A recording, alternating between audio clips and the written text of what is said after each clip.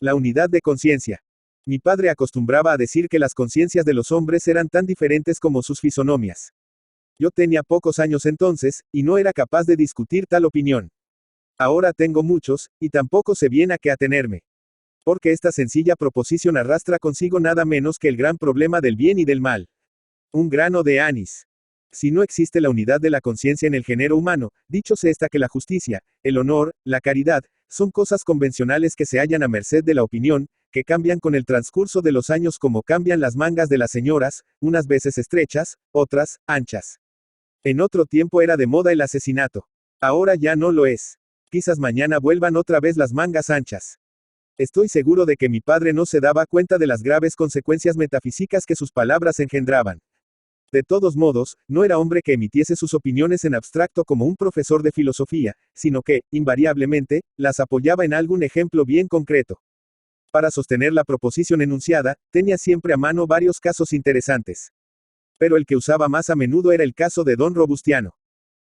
Don Robustiano era un notario que vivía en la casa contigua a la nuestra, un hombre alto, anguloso, blanco ya como un carnero. A mi hermano y a mí nos inspiraba un terror loco. Jamás le habíamos visto sonreír. Tenía 3 hijos de la misma edad, poco más o menos, que la nuestra, a los cuales trataba con despiadada severidad. Se decía que los azotaba con unas correas hasta hacerles saltar la sangre. En efecto, raro era el día en que no oíamos lamentos al través de la pared. Y una vez en que, por casualidad, me llevo uno de sus hijos hasta el cuarto de su padre, vi colgadas de un clavo las fatales disciplinas, que me hicieron dar un vuelco al corazón. Qué diferencia entre aquel pálido demonio y mi buen padre, tan cariñoso, tan tierno, tan indulgente. Mas el terror que inspiraba a todos los chicos de la población no era comparable al que infunde a los labriegos de los contornos. Así que se mentaba el nombre de don Robustiano, no había paisano que no quedase repentinamente serio, por alegre que se hallase. Había motivo para ello. Cuando había cerrado los ojos un labrador medianamente acomodado, si la partición no se hace a puertas cerradas, y bien cerradas, esto es, si algún malaventurado heredero tenía la torpeza de no conformarse y daba lugar a que don Robustiano se presentase en la casa, ya podían todos ellos decir adiós a los mejores prados y tierras del difunto. Don Robustiano era el águila que calla sobre aquel rico vellón y lo arrebataba por los aires. Mejor, era el lobo hambriento que penetraba en la casa y no salía hasta saciarse. De este modo y de otros había logrado hacerse considerablemente rico. Era dueño de bienes territoriales en casi todas las parroquias del contorno. Sus colonos, modelos de exactitud en el pago. ¿Quién sería osado a no pagarle la renta el mismo día que venciera? Cuando algún tunante posea una finca indebidamente, y su dueño legítimo se dispone a reclamársela, ya sabía que no tenía más que traspasarla por la mitad de su valor a don Robustiano, y el pleito quedaba segado en flor. No había en todo el partido judicial un valiente que se atreviese a pleitear con don Robustiano. Aquel hombre exprimía a sus semejantes, como si fuesen manzanas, hasta la última gota. En cierta ocasión tuvo una idea feliz. Se le ocurrió vender todas sus propiedades a los mismos arrendatarios. No había que apurarse. Se las pagarían en 2 plazos. La mitad, de presente, la otra, a los 4 años, con el rédito consiguiente. Los infelices cayeron en el lazo. Buscaron dinero para pagar el primer plazo. Pero al llegar el segundo, muchos de ellos, o se descuidaron, o no hallaron quien se lo diese, y don Robustiano se quedó otra vez con sus propiedades y con el dinero percibido. De este paso heroico salió con las costillas molidas cierta noche al retirarse a casa. Otra vez oímos altas voces en la calle. Nos asomamos al balcón y vimos a un hombre que salía de casa del escribano con las manos en la cabeza, gritando, ¡oh, qué ladrón! ¡Oh, qué ladrón! La gente se agolpó en torno suyo, le hacía preguntas. Pero él, convulso, horrorizado, no sabía más que repetir, ¡oh, qué ladrón! ¡Oh, qué ladrón! Después supimos que era un hermano de don Robustiano, a quien éste había seducido para que pusiese a su nombre una finca heredada de sus padres con objeto de librarle de un embargo. Así que la vio a su nombre, se quedó con ella. Sin embargo, esta fue la única ocasión en que las hazañas de don Robustiano hicieron ruido en la calle. Generalmente, desollaba vivas a sus víctimas, o las asaba en parrilla, apagando cuidadosamente sus gritos. Era un hombre decoroso en todos los actos de su vida, decoroso en su marcha, en sus saludos, en su pechera almidonada y en sus botas de campana. Para este hombre decoroso llegó, no obstante, el fin, como llega para todos los que tienen o no tienen decoro. Un día fuimos sorprendidos con la noticia de que le iban a traer el viático. No sabíamos que se hallaba enfermo. Verdad que nuestras relaciones de amistad no eran muy estrechas. A pesar de eso, mi padre se dispuso a recibir a nuestro Señor a la puerta de la calle con un cirio en la mano, me hizo tomar otro, y le acompañamos hasta el cuarto mismo del moribundo. Jamás olvidaré aquella espantosa visión. Don Robustiano, ordinariamente feo, pálido y anguloso, estaba ahora, a punto de dejar la vida, tan horrible, que recuerdo su figura como una pesadilla que no puede borrarse de la imaginación. En torno suyo se hallaban su mujer y sus hijos y unos cuantos vecinos. Se incorporó con entereza para recibir la comunión, y dijo las oraciones con voz firme, sin asomo alguno de miedo. Cuando el sacerdote hubo partido, dijo, paseando su mirada siniestra por todos nosotros y fijándola después en sus hijos: «Vais ahora a ver cómo muere un cristiano. Traedme ese crucifijo». Se hizo como pedía, se abrazó al crucifijo de metal, y comenzó a repetir oraciones, unas en latín, otras en castellano. Al cabo de media hora dejó de pronunciar palabras, comenzó el estertor, y poco después expiró. Yo estaba asombrado de no ver en torno suyo las consabidas sabandijas y alimañas de los cuadros que representan la muerte del pecador. Muere como un santo, oí murmurar a un vecino. Y he aquí porque mi padre sostenía que cada cual tiene una conciencia para su uso particular. Armando Palacio Valdés. Armando Palacio Valdés, Entralgo, La Viana, Asturias, 4 de octubre de 1853, Madrid, 29 de enero de 1938, fue un escritor y crítico literario español, perteneciente al realismo del siglo XIX. Hijo de Silverio Palacio y Eduarda Valdés. Su padre era un abogado ovetense y su madre pertenece a una familia acomodada. Se educó en Avilés hasta 1865, en que se trasladó a Oviedo a vivir con su abuelo para estudiar el bachillerato, lo que entonces se hacía en el mismo edificio de la universidad. Por entonces leyó en su biblioteca la Ilíada, que le impresionó fuertemente y abrió su interés por la literatura y la mitología. Tras ello se inclinó por otras de historia. Por entonces formó parte de un grupo de jóvenes intelectuales mayores que el de los cuales se consagraron a la literatura Leopoldo Alas y Tomás Tuero, con los que entabló una especial amistad. Tras lograr su título de bachiller en artes en 1870, decidió seguir la carrera de leyes en Madrid, que concluyó en 1874. Perteneció a la tertulia del Billis Club junto con otros escritores asturianos.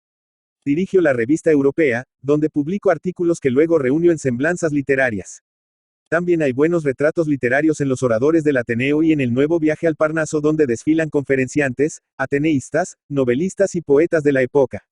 Escribió también como crítico, en colaboración con Leopoldo Alas, la literatura en 1881. Se casó 2 veces. Su primera esposa, Luisa Maximina Prendes, falleció en 1885 después de solo 1 año y medio de matrimonio. Se casó en 1899 en segundas nupcias con Manuela Vega y Gil, que le sobrevivió. Al morir José María de Pereda en 1906, ocupó el sillón vacante en la Real Academia Española. Marta y María por Favila en Avilés. Se dio a conocer como novelista con El señorito Octavio, 1881, pero ganó la celebridad con Marta y María, 1883, ambientada en la ciudad ficticia de Nieva, que en realidad representa Avilés. En esta época de su evolución literaria suele ambientar sus novelas en Asturias. Así ocurre también con El idilio de un enfermo, 1884, que es quizá su obra más perfecta por la concisión, ironía, sencillez de argumento y sobriedad en el retrato de los personajes, algo que Palacio Valdés nunca logró repetir. También de ambiente asturiano son José, 1885, y El cuarto poder, 1888, donde de la misma manera que en La regenta de Leopoldo Alas se realiza una sátira de la burguesía provinciana, se denuncia la estupidez de los duelos y la fatuidad de los seductores. Su novela Riberita, 1886, cuya segunda parte es Maximina, 1887, transcurre en Madrid y revela cierto pesimismo y elementos autobiográficos. Por otra parte, la obra más famosa de Armando Palacio Valdés, La hermana San Sulpicio, 1889, transcurre en tierras andaluzas, cuyas costumbres muestra mientras narra los amores entre una monja que logra salir del convento y un médico gallego que al fin se casa con la religiosa vuelta al siglo. La espuma, 1891, es una novela que intenta describir la alta sociedad madrileña. La fe, 1892, como su propio título indica, trata el tema religioso, y en El maestrante, 1893, se acerca a uno de los grandes temas de la novela del realismo, el adulterio, de nuevo en ambiente asturiano. Andalucía surge de nuevo en Los majos de Cádiz, 1896, y las costumbres valencianas en La alegría del capitán Ribot, 1899. Entre todas sus obras, Palacio Valdés prefiere a Tristano el pesimismo, 1906, cuyo protagonista encarna el tipo humano que fracasa por el negativo concepto que tiene de la humanidad. La aldea perdida, 1903, es como una égloga novelada acerca de la industria minera y quiere ser una demostración de que el progreso industrial causa grandes daños morales. El narrador se distancia demasiado de su tema añorando con una retórica güera y declamatoria una Arcadia perdida y retratando rústicos como heroes homéricos y otorgando nombres de dioses clásicos aldeanos.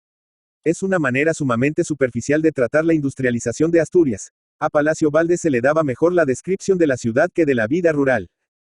Los papeles del Dr. Angelico, 1911, es una recopilación de cuentos, pensamientos filosóficos y relatos inconexos, aunque muy interesantes. En años de juventud del Dr. Angelico, 1918, cuenta la dispersa historia de un médico, casas de huéspedes, amores con la mujer de un general, etc. Es autobiográfica la novela de un novelista, 1921, pero además se trata de una de sus obras maestras, con episodios donde hace gala de una gran ironía y un formidable sentido del humor. Otras novelas suyas son La hija de Natalia, 1924, Santa Rogelia, 1926, Los Cármenes de Granada, 1927, y Sinfonía Pastoral, 1931. Hizo 2 colecciones más de Cuentos en el pájaro en la nieve y otros cuentos, 1925, y Cuentos escogidos, 1923. Recogió algunos artículos de prensa breves en Aguas Fuertes, 1884. Sobre la política femenina escribió el ensayo histórico El gobierno de las mujeres, 1931, y sobre la Primera Guerra Mundial en la Guerra Injusta, donde se declara aliadófilo y se muestra muy cercano a la generación del 98 en su ataque contra el atraso y la injusticia social de la España de principios del siglo XX. En 1929 publicó su testamento literario, en el que expone numerosos puntos de vista sobre filosofía, estética, sociedad, etc., con recuerdos y anécdotas de la vida literaria en la época que conoció. Durante la Guerra Civil lo encontramos en Madrid pasando frío, hambre, enfermo. Los hermanos Álvarez Quintero lo atendían con los escasos víveres que podían reunir. Palacio Valdés, el amable, el otrora célebre y celebrado, vanidosillo y fecundo escritor, moría en el olvido, sin ayuda, el año 1938. Póstumo es el álbum de un viejo, 1940, que es la segunda parte de la novela de un novelista y que lleva un prólogo del autor a una colección de 50 artículos. Sus obras completas fueron editadas por Aguilar en Madrid en 1935, su epistolario con Clarín en 1941. Armando Palacio Valdés es un gran creador de tipos femeninos y es diestro en la pintura costumbrista. Sabe también bosquejar personajes secundarios. Al contrario que otros autores, concede al humor un papel importante en su obra. Su obra ha sido muy traducida, especialmente al inglés, e igualmente apreciada fuera de España. Es seguramente junto a Vicente Blasco Ibáñez el autor español del siglo XIX más leído en el extranjero. Su estilo es claro y pulcro sin incluir neologismos ni arcaísmos.